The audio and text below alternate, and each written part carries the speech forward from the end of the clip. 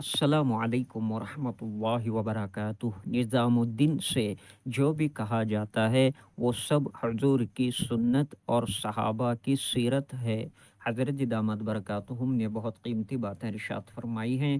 آپ تمام حضرات پوری بات کو دھیان و توجہ کے ساتھ میں سنیں اور ان تمام باتوں پر عمل کرتے ہوئے نقل حرکت کے ذریعے سے پوری امت تک پہنچائیں۔ جو کچھ یہاں سے کرنے کے لیے کہا جاتا ہے وہ سب صحابہ کرام کی سیرت اور حضور اکرم صلی اللہ علیہ وسلم کی سنتوں سے لیا ہوا ہے۔ تنظیموں میں اور دعوت میں فرق یہی ہے، تنظیمیں چلتی ہیں زمانے کے اعتبار سے، رواج کے اعتبار سے، دعوت چلتی ہے سنت کے اعتبار سے۔ سیدھی سیدھی بات ہے۔ لوگ اشکال کرتے ہیں، آپ یوں کیوں نہیں کرتے، آپ یوں کیوں نہیں کرتے، آپ یوں کیوں نہیں کرتے، تبلیغ والے یوں کیوں نہیں کرتے۔ میں کہتا ہوں اس سوال کا مطلب ہی یہی ہے کہ ایسا سوال کرنے والے سیرت سے واقف نہیں ہیں، یا تو سیرت سے واقف نہیں ہیں یا رواجی چیزوں سے تعلق سیرت اور صحابہ اور سنت کے مقابلے میں زیادہ ہے۔ ہمارے صاحب رحمۃ اللہ علیہ کی وصیت تھی کام کرنے والوں کو کہ رواجی چیزوں سے اپنے آپ کو بھی بچانا، کام کو بھی بچانا۔ ہمارے ایسا کی وصیت تھی کہ میں وصیت کرتا ہوں کام کرنے والوں کو کہ جہاں تک ممکن ہو سکے اپنے کام میں رواجی چیزوں کا استعمال نہ کریں۔ اور لوگ تقاضا کرتے ہیں کہ آج کل زمانہ بدل رہا ہے، آپ بھی بدلیے۔ میں پوچھتا ہوں زمانہ بدلنے سے نماز بدلتی ہے؟ جب نماز زمانہ بدلنے سے عبادت نہیں بدلتی تو زمانے کا بدلے دعوت کیسے بدلے گی؟ کہتا ہوں انتہائی بے عقلی کی سوچ ہے اور احمقانہ رائے ہے کہ یوں کرنا چاہیے۔ زمانہ بدل رہا ہے، ہاں آپ ٹھیک ہے، ضروریات میں، تجارت میں آپ رواجی شکلیں استعمال کریں، ٹھیک ہے، لیکن دعوت میں رواجی استعمال؟ جس طرح عبادات کی بنیاد اتباع سنت پر ہے، اس طرح دعوت کی بنیاد اتباع سنت پر ہے۔ چنانچہ جماعت میں نکلنے والوں کے نام لکھے جانا، جماعت میں نکلنے والوں کے نام لکھے جانا، بلکہ بعض مواقع تو ایسے بھی ہیں کہ حضور اکرم صلی اللہ علیہ وسلم نے جانے والوں کے نام طے کر کے کہاں جانا ہے اسے بھی لکھ کر ایک خط میں رکھ کر اس کو بند کر دیا،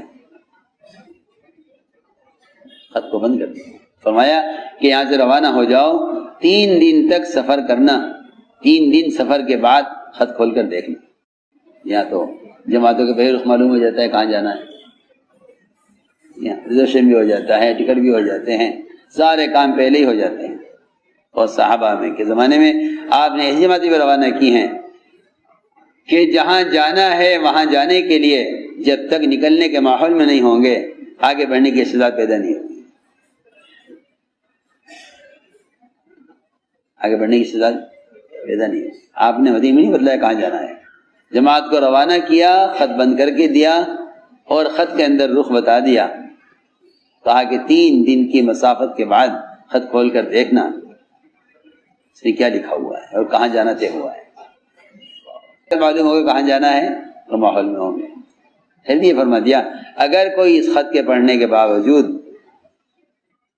واپس آنا چاہتا ہے اور اتنا لمبے سفر کی ہمت نہیں ہے تو اس کو واپس آنے کی اجازت ہے۔ چنانچہ جماعت روانہ ہوئی، مدینے سے دور نکل گئے، جب خروج ہو گیا خط کھول کر دیکھا، اس میں لکھا ہوا تھا کہاں جانا ہے۔ پوری جماعت نے خط سنا آپ کا، اور خطوں کی جماعت نے کہا نہیں، ہمیں جہاں بھیجا ہے ہم وہاں جائیں گے، ہمیں سے کوئی واپس نہیں جائے گا۔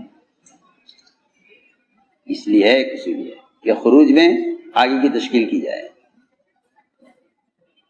خروج میں آگے کی تشکیل خروج میں کی جائے۔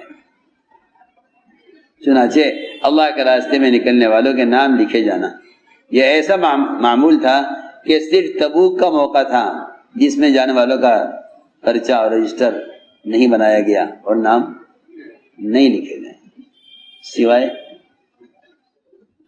تبوک کے تمام غزوات میں، تمام سرایا میں جانے والوں کے نام لکھے جاتے تھے، سوائے تبوک کے موقع کے کہ اس میں کوئی دیوان یا کوئی رجسٹر ناموں کا مرتب نہیں کیا گیا. اور کافی خود فرماتے ہیں کہ نام لکھے نہیں گئے.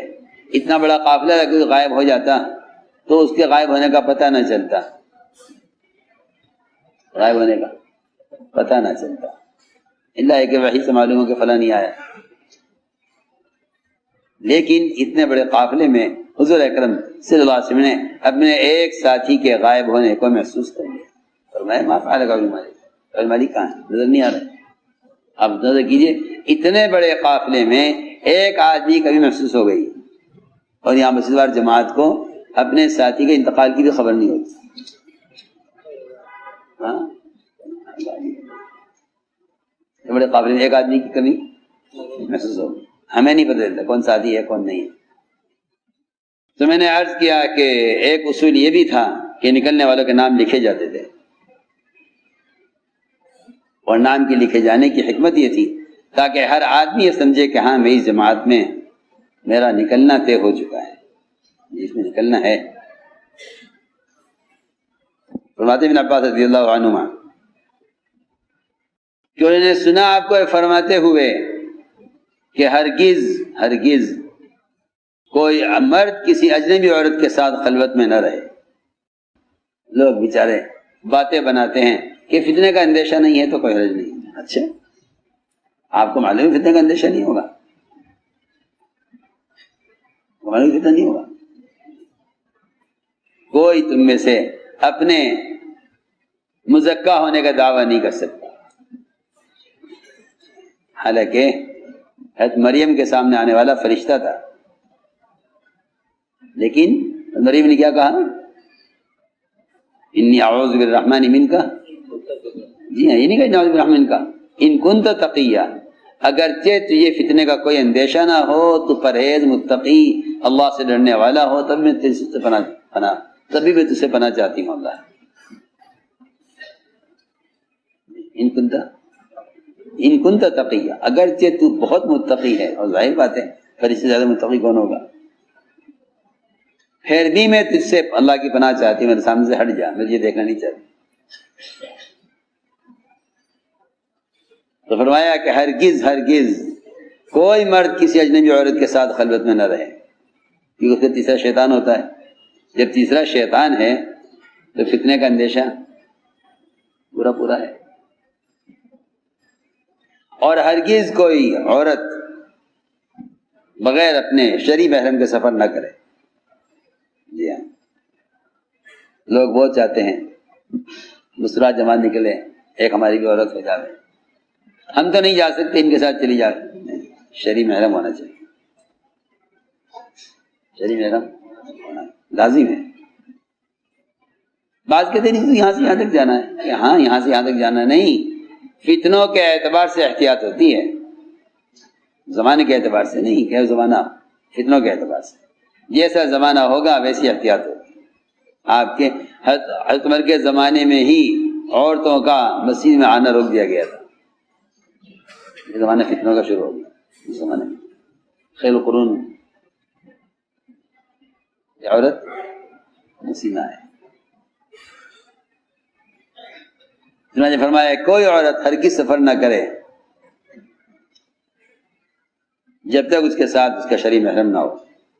ایک آدمی کھڑ کر کیا یا رسول اللہ، آپ تو فرما رہے ہیں کہ کوئی عورت بغیر محرم کے سفر نہ کرے، اور میرا نام فلاں فلاں جماعت میں لکھا جا چکا ہے، اور میری بیوی اس نے حج کا ارادہ کر لیا ہے، اب میں کیا کروں؟ جماعت میں جاؤں بیوی کو حج کرواؤں؟ آپ نے فرمایا جاؤ اپنی بیوی کے ساتھ حج کرو، بیوی کے ساتھ حج کرو. جماعت واپس آئے اللہ کے راستے سے، تو جماعت کے مقام پر آنے پر جماعت والوں کا اکرام کرنا اور اس کے لیے کھانے کا انتظام کرنا. اور جماعت واپس آئے تو جماعت کو چاہیے کہ واپسی میں سب سے پہلے مسجد آئے. یہ آپ کا معمول تھا، آپ صلی اللہ علیہ وسلم خود بھی اور آپ کے صحابہ کے معمول یہ تھا کہ جب سفر سے واپس آتے تو مسجد سے ابتدا کرتے. یعنی کہ جماعت آئی گھر پہنچ گئی، سیدھا مسجد میں آتے ہیں، آپ کا معمول تھا۔ حضرت کعب فرماتے ہیں کہ جب آپ سفر سے آتے، چاشت کا وقت میں واپسی ہوتی، تو آپ سیدھے مسجد میں داخل ہوتے، پہلے مسجد 2 رکعات نفل ادا کرتے بیٹھنے سے پہلے۔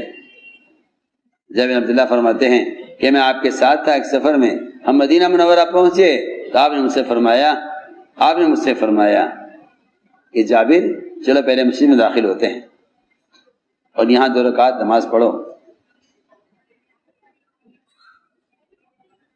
کعب فرماتے ہیں کہ حضور اکرم صلی اللہ علیہ وسلم مدینہ منورہ تشریف لائے تو آپ نے ایک اونٹ یا ایک گائے ذبح کی۔